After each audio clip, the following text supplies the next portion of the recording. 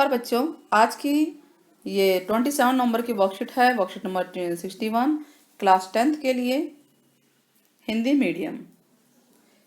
विद्युत धारा के चुंबकीय प्रभाव के बारे में बच्चों हम लोग पढ़ेंगे। सबसे पहले जानते हैं कि चुंबक क्या होता है। चुंबक एक ऐसा पदार्थ होता है जो लोहा या लोहे जैसे पदार्थों को अपनी ओर आकर्षित करता है। तो देखिए, ऐसे आपने चुंबक देखे भी होंगे और उसमें खेला भी होगा आपने। तो ये चुंबक है। चुंबक में एक पोल होता है, ध्रुव, दो ध्रुव होते हैं, नॉर्थ और उत्तरी ध्रुव और दक्षिणी ध्रुव। तो चुंबक के गुण क्या हैं? प्रत्येक चुंबक के दो ध्रुव होते हैं, उत्तरी ध्रुव और दक्षिणी ध्रुव। समान ध्रुव, अगर ये दोनों, मान लीजिए आप दो चुंबक ले रहे हैं, ये एक चुंबक है, एक ये दूसरा चुंबक है। अगर ये दोनों ही सेम ध्रुव वाले होंगे, एक डायरेक्शन को आपने किया, मान लीजिए नॉर्थ और नॉर्थ को, तो एक दूसरे को दूर फेंकते हैं, इधर दूर फेंकेंगे। और अगर एक साउथ और एक नॉर्थ को लेते हो, ठीक है, तो वो एक दूसरे को खींचेंगे। सीधी सी बात है। दो चुंबक अगर हम लेंगे, अब खेल के देखना, आप दो चुंबक लेंगे तो अगर आप एक तरफ से देखेंगे वो एक दूसरे को फेंक रहे हैं और एक तरफ से एक दूसरे को खींच रहे हैं। तो जब फेंक रहे हैं तो इसका मतलब कि उनकी डायरेक्शन सेम होती है, या तो नॉर्थ नॉर्थ होगी या साउथ साउथ होगी। और एक दूसरे को अट्रैक्ट कर रहे हैं तो वो सेम डायरेक्शन नहीं होती, मतलब सेम ध्रुव के पोल नहीं होते हैं। जो चुंबक के ध्रुव हैं, एक साउथ होता है, एक नॉर्थ होता है। तो इस तरह से हम लोग समझ सकते हैं कि दो चुंबक को लेंगे, एक्टिविटी के द्वारा समझ जाएंगे कि हाँ भाई, एक समान ध्रुव वाले एक दूसरे को प्रतिकर्षित करते हैं और असमान ध्रुव वाले एक दूसरे को आकर्षित करते हैं। अच्छा, आपने इस चुंबक को लटका के देखिए, हैंग करके देखिएगा, लटकाएंगे तो आप देखेंगे कि जो चुंबक का उत्तरी ध्रुव जो लटक रहा है ना, चुंबक उत्तरी ध्रुव की ओर संकेत करता हुआ है, उत्तर दक्षिण दिशा में रुक जाता है वो। ठीक है, तो इसका मतलब उत्तर दक्षिण दिशा में रुक गया, तो ये बता देगा कि एक जो है दक्षिणी ध्रुव है और दूसरा पॉइंट उत्तरी ध्रुव है। चुंबक के क्षेत्र के बारे में जानते हैं। चुंबक का क्षेत्र क्या होता है? देखिए, चुंबक लोहे को अपनी तरफ खींचता है। ये चुंबक है, अपनी तरफ लोहे को खींच रहा है। तो हो सकता है पार्टिकल यहाँ हो सकता है लोहा यहाँ हो, है ना, हो सकता है लोहा यहाँ हो। तो चुंबक के चारों ओर का वह क्षेत्र जिसमें चुंबक के बल का सूचन किया जाता है ना, संसूचन किया जाता है, यानी चुंबक अपने कितने बल से उसको खींच सकता है। तो यहाँ पे उसका ज़्यादा बल होगा, और जाएंगे तो यहाँ पे उसका बल कम होता जाएगा। आप देखिए कि एक लिमिट होती है, उस लिमिट के बाद चुंबक जो है, लोहा आप दूर लेके जाइए उसे, तो एक लिमिट के बाद चुंबक उसे नहीं खींच पाएगा अपनी तरफ। तो चुंबक के क्षेत्र क्या है? चुंबक के चारों ओर का क्षेत्र जिसमें चुंबक के बल का संसूचन किया जाता है, उसे चुंबकीय क्षेत्र है। और उसका ऐसा यूनिट है टेल्सा, टी से डिनोट करते हैं। चुंबक क्षेत्र को दिक्सूचक की सहायता से समझाया जाता है। दिक्सूचक की सहायता से समझाया जाता है। जो घड़ी नीडल वो होती है ना, इसके लिए होती है कंपास। दिक्सूचक जो है उसमें भी एक सुई होती है और वो स्वतंत्र लटकी हुई छड़ होती है, वही चुंबक छड़ जो है। चुंबक छड़ किसको कह रहे हैं? इसी चुंबक को, नॉर्मल चुंबक को। अच्छा, चलिए चुंबकीय रेखाओं के गुण जान लेते हैं हम। पहले तो हम रेखाएं देख लेते हैं, फिर गुण जानेंगे। आप ये देखिए, छड़ चुंबक देख रहे हैं ना आप, ये इस तरह से आप आयरन की फिलिंग जो है ना, लोहे की फिलिंग को आप रखेंगे तो आप ये देखेंगे लोहे के जो चूर्ण होते हैं, ये चूर्ण चूर्ण पड़े हुए हैं एक्सपेरिमेंट से। तो आप ये देखेंगे कि जो लोहे के चूर्ण हैं, एक मिनट थोड़ा सा बड़ा कर दें, यहाँ पे पड़े हुए हैं।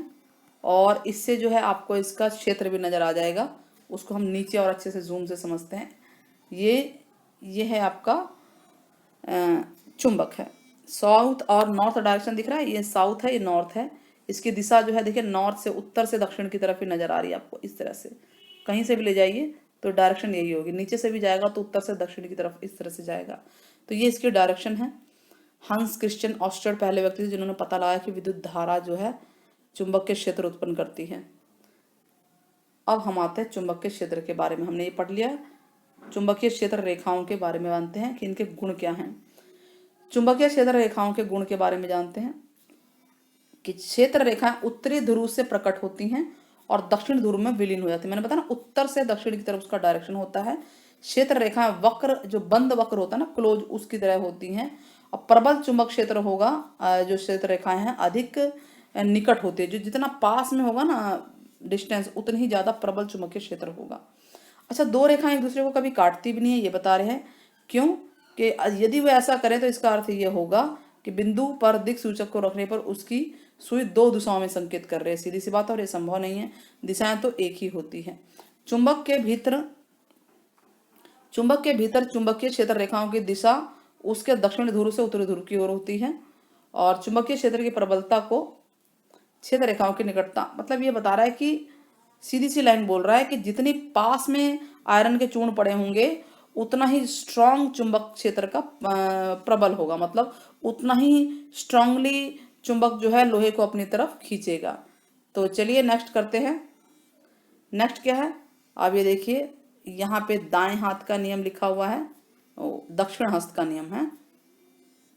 तो ये नियम क्या कह रहा है कि अपना दायां हाथ लीजिए और मान के चलते हैं कि एक ये तार है, थोड़ा सा बड़ा कर देते हैं, यहाँ देखिए इस डायरेक्शन को देखिए। तो आप ये देख रहे हैं तार है और विद्युत धारा की दिशा इधर की तरफ डाउनवर्ड है, अपवर्ड भी ले सकते हैं, अभी बताते हैं अपवर्ड।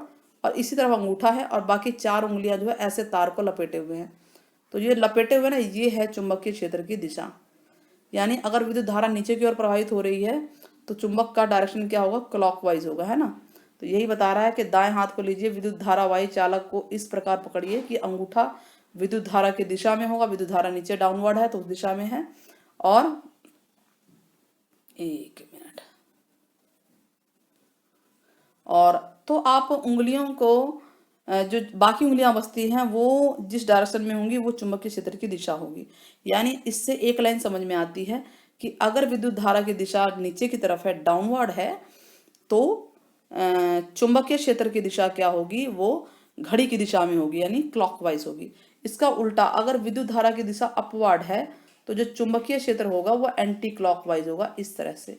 ठीक है, एंटी क्लॉकवाइज यानी घड़ी की विपरीत दिशा में होगा। तो आप दोनों तरीके से बना सकते हैं। सीधे चालक से विद्युत धारा प्रवाहित होने के कारण चुंबकीय क्षेत्र क्या होता है वो समझना है। देखिए अब कोई सीधा चालक है, मतलब कि सीधी तार ले लिया हमने और ये तार है, अगर इसके डायरेक्शन नीचे है, यहाँ प्लस से माइनस आपको दिख रहा होगा, ये पूरा तार बना हुआ है यहाँ पे।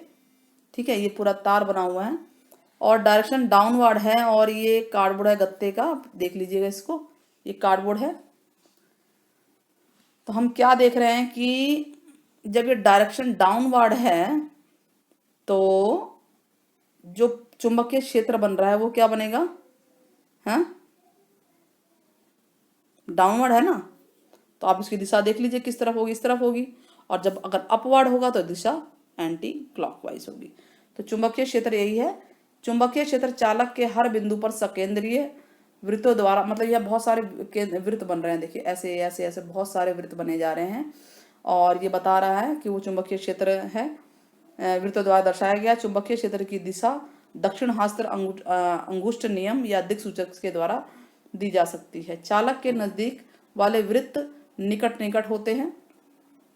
अब मेन दो ये बातें हैं, चुंबकीय क्षेत्र धारा की शक्ति का समानुपात है ना, ये कह रहा है। मतलब क्या है इसका कि जितनी धारा विद्युत धारा होगी, जितनी ज्यादा स्ट्रांग होगी, मतलब जितनी ज्यादा इलेक्ट्रिसिटी पास होगी किसी भी तार से, उतना ही चुंबकीय क्षेत्र स्ट्रांग होगा। दूसरी बात क्या कह रहा है, चालक से दूरी।